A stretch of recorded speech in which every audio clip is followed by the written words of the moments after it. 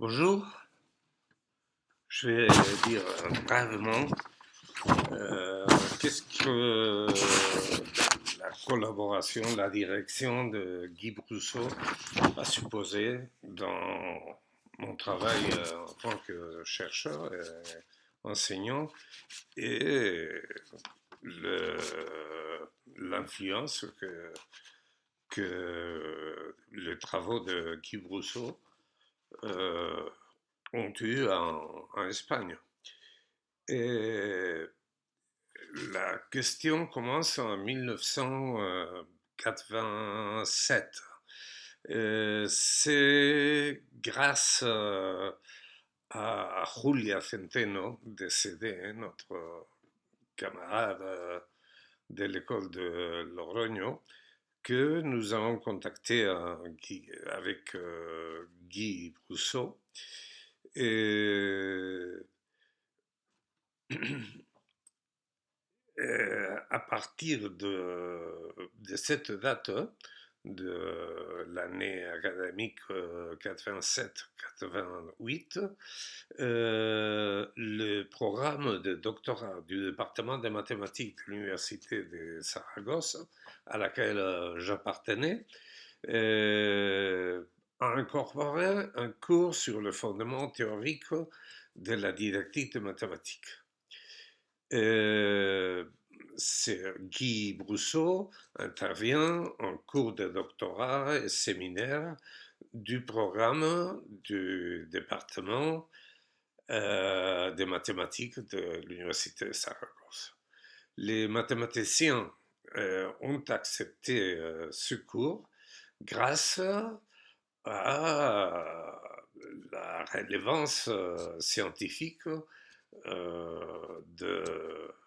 du travail de Guy Brousseau. Au long de deux cours suivants, Guy Brousseau a enseigné dans ce cours de doctorat avec la collaboration de Michel Artigue.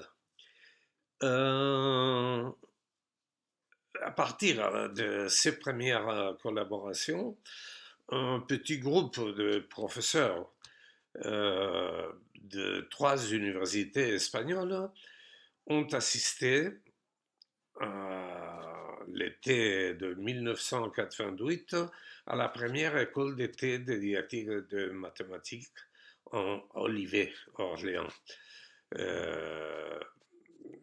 En ce qui me concerne, en 1990, j'ai obtenu les 2A, les diplômes d'études approfondies, et les 4 années suivantes ont été d'un travail intense sous la direction de Brousseau en Bordeaux. Le résultat principal de ces années de travail avec Guy a été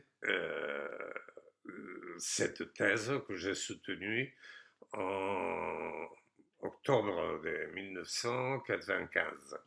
Et je dois souligner l'accueil familier que j'ai eu chez Brousseau et l'appui de Nadine, que je n'ai encore remercié suffisamment.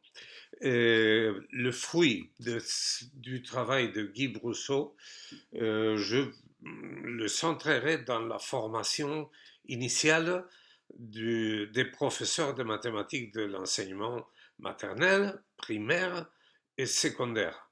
Depuis la première année des années 90, des milliers d'instituteurs et de professeurs ont réalisé des pratiques qui ont utilisé les instruments qui proportionnent la théorie des situations didactiques. Merci.